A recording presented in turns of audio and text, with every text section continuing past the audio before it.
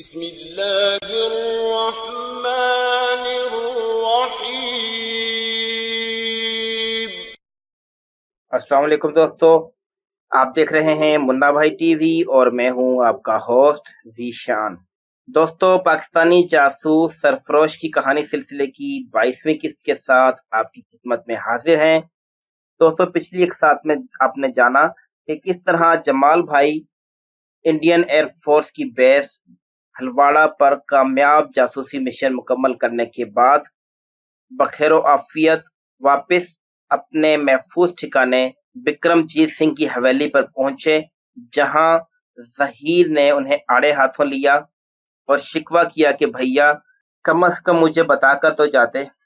ظہیر جمال بھائی کے بتا کر نہ جانے پر اور جمال بھائی کی طرف سے اعتماد میں نہ لیے جانے پر خاصا اداس اور غصے تھا، لیکن جمال بھائی نے ظہیر شیخ کو یہ کہہ کر مطمئن کر دیا کہ بھائی فی الحال میں زبان بند رکھنے کا پابند ہوں اور ابھی یہ معاملہ نہ جاننا تمہارے اور میرے دونوں کے لیے بہتر ہے۔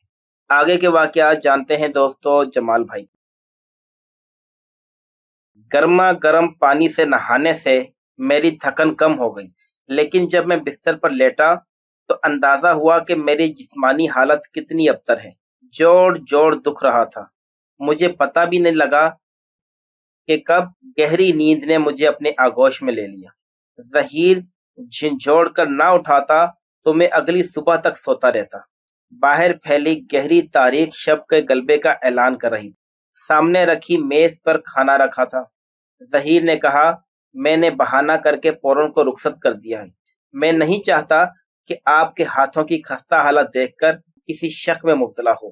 ایک دو دن اس کے سامنے ہاتھ چھپا کر رکھنے کی کوشش کریں۔ میں نے اسبات میں سر کو جنبش۔ کھانا حسب معمول بہت عمدہ تھا۔ فوراً گرم دودھ کے گلاس لے کر آیا تو ظہیر کے صائب مشورے کے مطابق میں رضائی میں دبک چکا تھا۔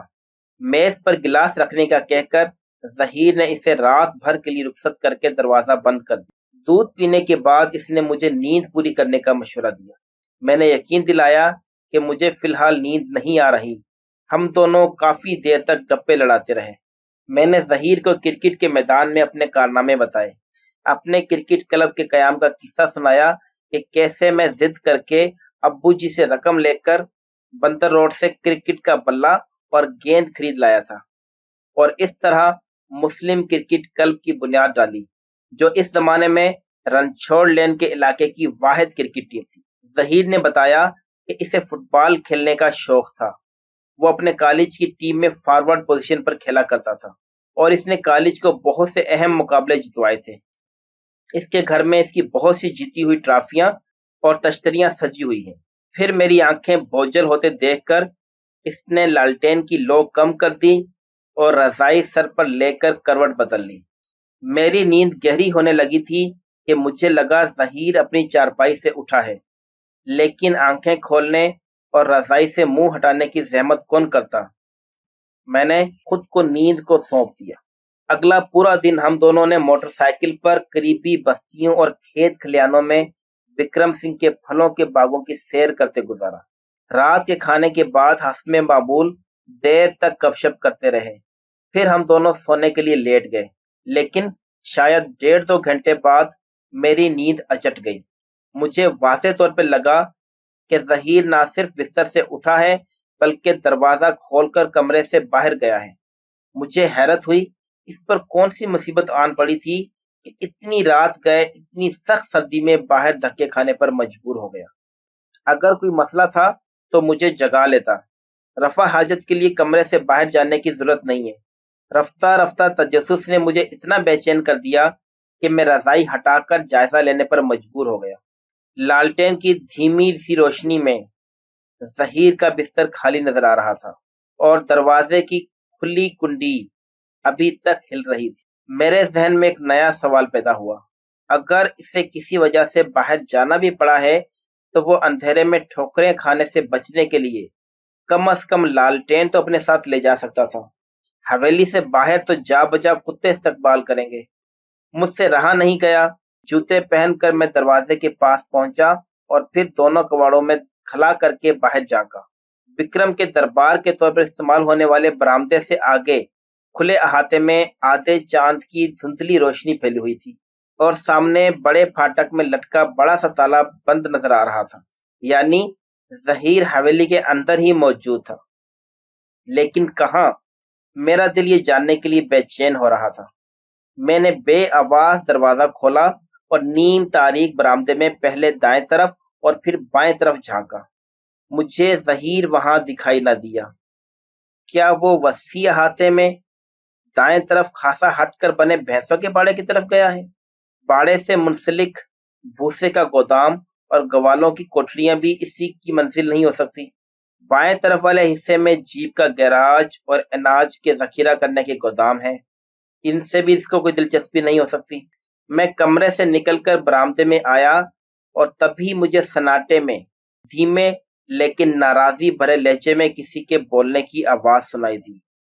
وہ آواز بائیں ہاتھ پر برآمدے کے سرے پر واقع اس راہداری سے آ رہی تھی جو زنان خانے کی طرف جاتی تھی۔ اس راہداری کے آخر میں ایک دروازہ تھا جو اندر سے مقفل رہتا تھا اور حویلی سے باہر کے کسی مرد کو اس راہداری میں جانے کی اجازت نہیں تھی، نہ ہی گھر کی خواتین میں سے کوئی اس راہداری کا استعمال کرتی تھی۔ بالکل پاگل ہو گئی ہو کیا سندری؟ مہمان خانے میں آنے کی کیا ضرورت؟ بھائی صاحب کی آنکھ کھل جاتی تو؟ ظہیر کے لہجے میں خفگی اور تشویش نمایاں تھی۔ جواباً کسی لڑکی کی کھنک دار ہنسی سنائی دی۔ ظہیر نے اسے آواز دبانے کو کہا۔ سندری نے ہنسی روکنے کی ناکام کوشش کے دوران پنجابی لہجے میں ہندی بولتے ہوئے کہا، تو کیا ہوتا؟ ہماری چوری پکڑی جاتی؟ آج نہیں تو کل یہ تو ہونا ہے۔ بس زیادہ دانت نہ نکال اور زنان خانے میں جا۔ تمہارا اس طرح روز روز اس طرح آنا خطرناک ہے۔ ظہیر کے لہجے میں تنبیہ تھی، لیکن جواب ایک بار پھر جل ترنگ جیسی ہنسی کی شکل میں آیا۔ کوئی خطرہ نہیں، وکرم بھائی بٹھنڈے ہیں، پرتو بھابھی نیند کی گولی کھا کر لمبی پڑی ہے۔ میں کہہ رہا ہوں جاؤ یہاں سے۔ تمہیں نہ صحیح مجھے اپنی زندگی بہت پیاری ہے۔ چوکیداروں میں سے بھی کوئی اس طرف آ سکتا ہے، مجھے یہاں دیکھتے ہی گولی چلا دے گا اور میری لاش پڑی ہوگی۔ سندری نے ہلکی سی چیخ ماری، واہ گرو کی پناہ، یہ تم نے کیسی بات کی ظہیر؟ میں نہ مر جاؤں گی تیری جگہ؟ سندری کی زبان سے ظہیر کا اصل نام سن کر مجھے حیرت کا جھٹکا لگا۔ ان دونوں کا تعلق میرے اندازے سے زیادہ گہرا لگ رہا تھا۔ ظہیر نے اسے خطرے کا احساس دلا کر ایک بار پھر جانے کو کہا۔ اچھا جاتی ہوں، لیکن وعدہ کرو تم کل پرمندر بوا کے کمرے میں مجھے ملنے آؤ گے۔ میں رات ڈھلے زنان خانے کا دروازہ کھول دوں گی۔ تم پاگل ہو گئی ہو؟ میرے باپ کی حویلی نہیں ہے یہ، وعدہ نہیں کر سکتا۔ پتہ نہیں جمال بھائی کب سوئیں، ہو سکتا ہے ان سے پہلے میری آنکھ لگ جائے، ظہیر نے کہا۔ سندری نے شریر لہجے میں کہا، سو جانا، میں جگا دوں گی آ کر۔ ظہیر نے جھلا کر کہا، انسان کی بچی بنو، ٹھیک ہے میں آ جاؤں گا، اب جاؤ یہاں سے۔ یہ سنتے ہی میں دبے پاؤں واپس آ کر بستر میں گھس گیا۔ حیرت کے ساتھ ساتھ مجھے تشویش بھی ہو رہی تھی۔ یہ اندازہ لگانا تو مشکل نہیں تھا کہ یہ سلسلہ کافی عرصے سے چل رہا ہے، لیکن کیا ظہیر کو اندازہ نہیں کہ اس داستان عشق کا نتیجہ کتنا خطرناک ہو سکتا ہے؟ اس نے نہ صرف اپنا بلکہ میرا اصلی نام بھی ان محترمہ کو بتا رکھا ہے۔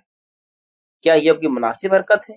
مجھے ظہیر سے تھوڑا گلا تو محسوس ہوا، لیکن ان دونوں کی باہمی محبت کی سچائی اور گہرائی محسوس کر کے دل ہی دل میں خوشی ہو رہی تھی۔ شاید ان کا رشتہ اس قدر کھرا اور خالص ہو کہ من و تو کا فرق بے معنی ہو گیا ہو۔ ایک خوش مزاج لڑکی تو میرے بھائی کے لیے پیار میں سچ مچ دیوانی ہو گئی ہے۔ اسی اثنا میں ظہیر واپس آ کر اپنا بستر سنبھال چکا تھا۔ میں نے اسے شرمندگی سے بچانے کے لیے کسی مناسب وقت پر بات کرنے کا فیصلہ کیا اور دوبارہ سونے کی کوشش کرنے لگا۔ اگلا دن بغیر کسی خاص واقعے کے گزرا۔ وکرم سنگھ ابھی تک بٹھنڈا سے واپس نہیں آیا تھا۔ رات کے کھانے کے بعد ہم دونوں حسب معمول دنیا جہاں کی باتیں کرتے رہے، لیکن اس نے مجھے اپنی داستان دل نہ سنائی اور نہ ہی میں نے اپنی ہلواڑا گردی کا احوال بتایا۔ پھر میں نے وقفے سے کئی جمائیاں لینے کے بعد नींद की वादी की सैर को जाने का ऐलान किया और रजाई मुंह पर डाल ली।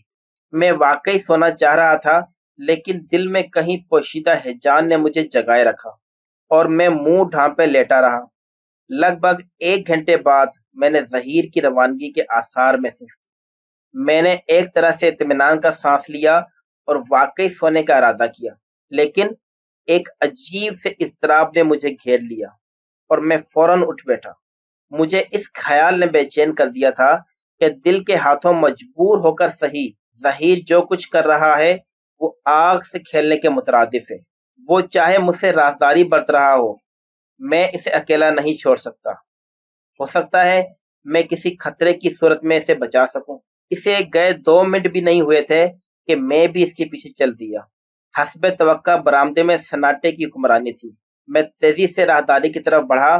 वहां बिल्कुल घुप अंधेरा था, लेकिन अब मैं सुस्त रफ्तारी का मुतहम्मिल नहीं हो सकता था। मुझे पता था कि हवेली के जनान खाने में पहुंचने के बाद इस परमिंदर बुआ का कमरा तलाश करना मुसीबत बन जाएगा। जनान खाने का दरवाजा धकेलते ही खुल गया। मैंने अंदर कदम रखा। मेरी नजरें तेजी से जहीर को ढूंढ रही थी। सामने एक कुशादा सहन था, जहां धीमी चांदनी में मुझे जिंदगी के कोई आसार दिखाई न दिए। दाएं तरफ एक बावर्ची खाना और इसके साथ 2 कोठरियां बनी हुई थी, जो मेरे अंदाजे के मुताबिक अशियाए सर्फ और बर्तन वगैरह रखने के काम आती होंगी। दोस्तों, हमारी वीडियो को लाइक करना और चैनल को सब्सक्राइब करना मत भूलिएगा। मिलते हैं इंशाल्लाह एक नई वीडियो के साथ जल्द ही। तब तक के लिए अपना ख्याल रखिएगा। अल्लाह हाफ़िज़।